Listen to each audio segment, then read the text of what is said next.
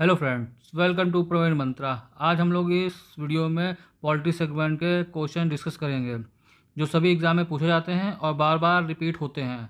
सभी questions important हैं, तो इसलिए वीडियो लास्ट तक जरूर देखिएगा। ये ऐसे क्वेश्चन हैं जो हर हाल में एग्ज़ाम में पूछे जाते हैं। तो चलिए शुरू करते हैं आज का वीडियो। भारतीय संविधान द्वारा किस प्रकार की नागरिकता की व्यवस्था की गई है? तो एकल नागरिकता की व्यवस्था की गई है। क्या भारतीय संविधान में नागरिकता को परिभाषित किया गया है? नहीं, भारतीय संविधान में परिभाषित नहीं किया गया है। किन अनुच्छेदों के तहत प्रदत्त मूल अधिकार मात्र नागरिकों को ही उपलब्ध है? तो मात्र नागरिकों को जो मूल अधिकार है वो 15, 16, 19, 29 और 30 हैं। अनुच्छेद 14 के तहत संविधान का कौन सा आधारभूत ढांचा निहित है? तो जो है विधि का शासन। प्राकृतिक न्याय का सिद्धांत संविधान के किस अनुच्छेद में निहित है? तो जो है अनुच्छेद 14 में जो है प्राकृतिक न्याय का सिद्धांत निहित है। फिर अनुच्छेद 14 का संरक्षण किनको प्रत्याभूत किया गया है? नागरिक और अनागरिक दोनों को। अनुच्छेद 15 में उपबंधित मूल अधिकार किन लोगों को प्रदान किए गए हैं?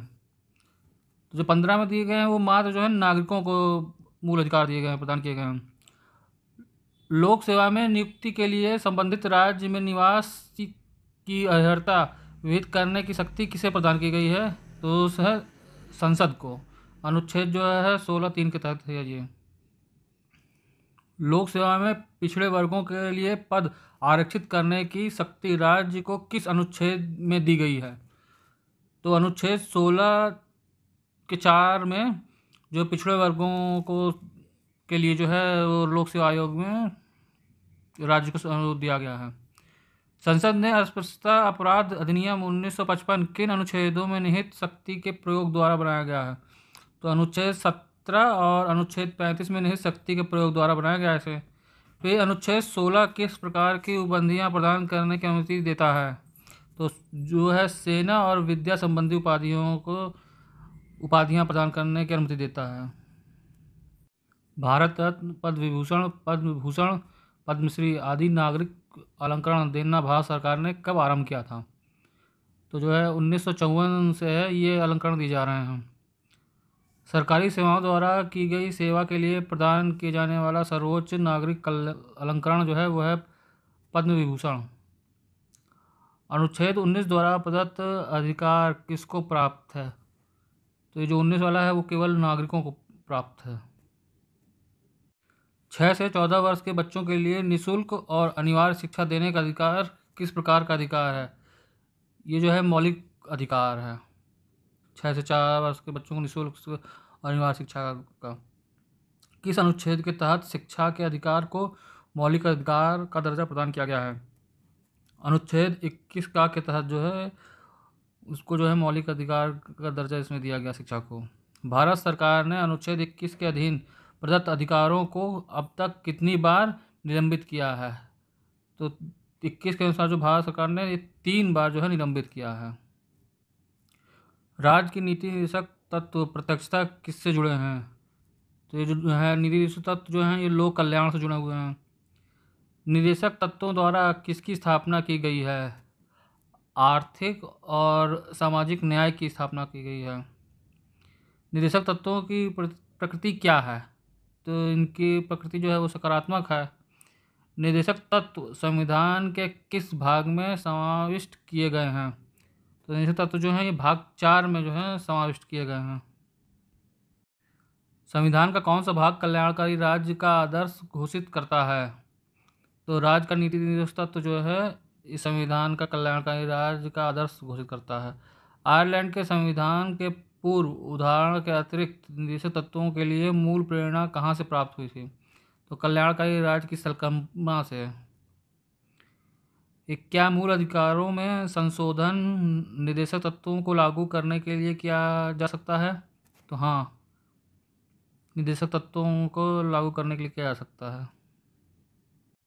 किस अनुच्छेद को निर्देशक तत्वों का मूल मंत्र तथा मर्म माना गया है? तो अनुच्छेद 38 जो है उसको निर्देशक तत्वों का मूल मंत्र और मर्म माना गया है। मूल अधिकार का निर्वाचन करने के लिए भाग 4 के किस अनुच्छेद की सहायता ली जा सकती है? तो अनुच्छेद 39 की जो है वो भाग 4 का उससे सहायता ली जा सकती है। संविधान की उद्देशिका में अंतर्निहित निर्देश के अनुसार राज्य का क्या कर्तव्य है?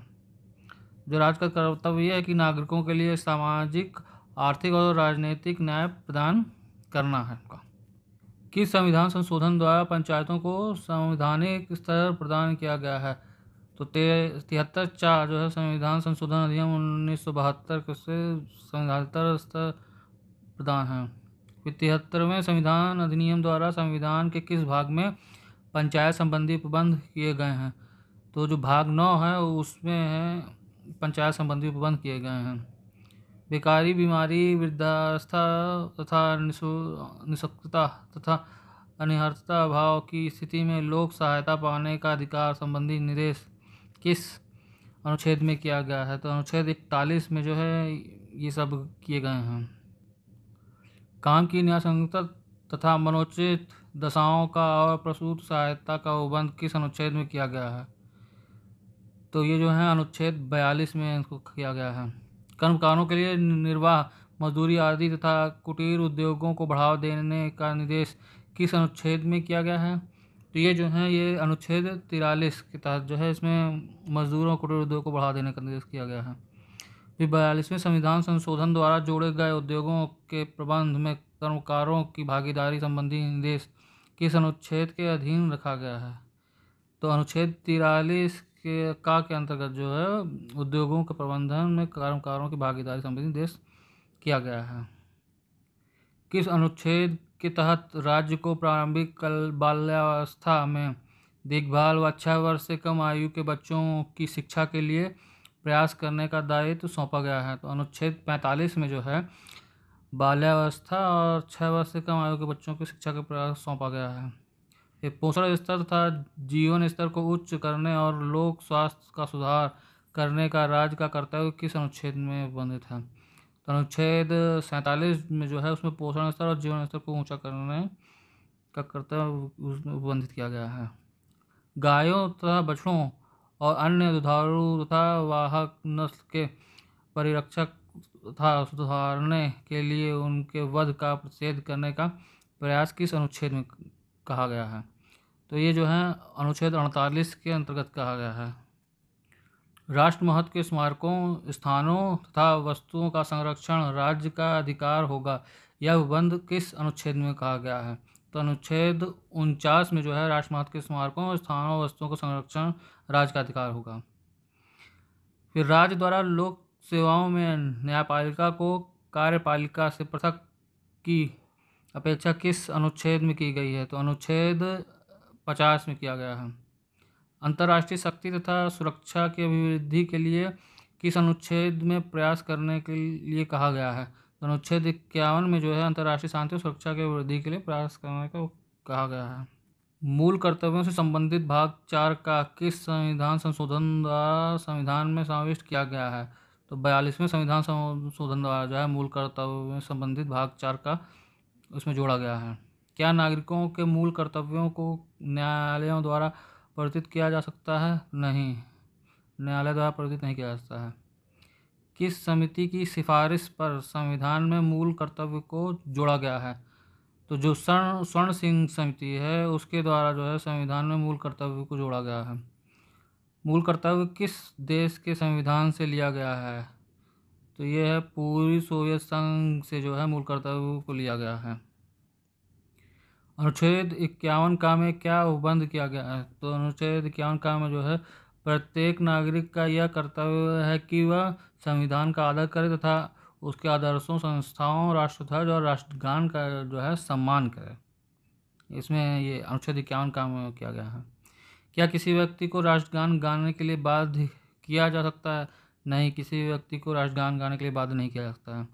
राष्ट्रगान के प्रति आदर के लिए क्या आवश्यक है? तो राष्ट्रगान के आदर के लिए मेन जो आवश्यक है कि उसमें केवल आप आदरपूर्ण खड़े रहें बस। स्वतंत्रता आंदोलन को प्रेरित करने वाले उच्च आदर्शों को हृदय में संजोए रखने तथा उसका पालन करना किस अनुच्छेद के तहत नागरिकों का मूल कर्तव्य बताया गया? तो अनुच्छेद 51 का के तहत जो है स्वतंत्रता आंदोलन के प्रेरित करने वाले उस आदर्शों को हृदय में संजोए रखे और उसका पालन करें। वर्तमान में मूल कर्तव्यों की संख्या कुल कितनी है? तो कुल 11 जो है वर्तमान में मूल कर्तव्य हैं। राष्ट्रपति का त्यागपत्र किसे संबोधित किया जाता है? तो उपराष्ट्रपति को जो है राष्ट्रपति का जो है त्यागपत्र संबोधित किया जाता है। तो राष्ट्रपति के त्यागपत्र की सूचना उपराष्ट्रपति किसे देता है? तो लोकसभा को अध्यक्ष जो है राष्ट्रपति का त्यागपत्र की सूचना उपराष्ट्रपति देगा। राष्ट्रपति पर महाभियोग की प्रक्रिया किस अनुच्छेद में दी गई है? तो अनुच्छेद 61 में जो है राष्ट्रपति पर महाभियोग की प्रक्रिया के बताया गया है। राष्ट्रपति को कौन शपथ दिलाता है? तो सर्वोच्च न्यायालय का मुख्य न्यायाधीश जो है वो राष्ट्रपति को शपथ दिलाता है। महाभियोग का प्रस्ताव संसद के किस सदन द्वारा लाया जा सकता है? संसद के किसी भी सदन द्वारा जो है महाभियोग का प्रस्ताव संसद में लाया जा सकता है। भारतीय संसद में कितने अंग हैं? तो भारतीय संसद में जो है 3 अंग हैं। पहला है राष्ट्रपति, दूसरा है लोकसभा और तीसरा है राज्यसभा। तो ये थे पॉलिटी सेगमेंट के most important question. I hope ये वीडियो आपको पसंद आया होगा। वीडियो आपको कैसा लगा कमेंट बॉक्स में ज़रूर बताएं। पसंद आया है तो अपने ग्रुप में ज़रूर से शेयर करें और प्रवीण मंत्रा को लाइक, सब्सक्राइब और शेयर करना ना भूलें। आज के लिए इतना ही। Thank you video.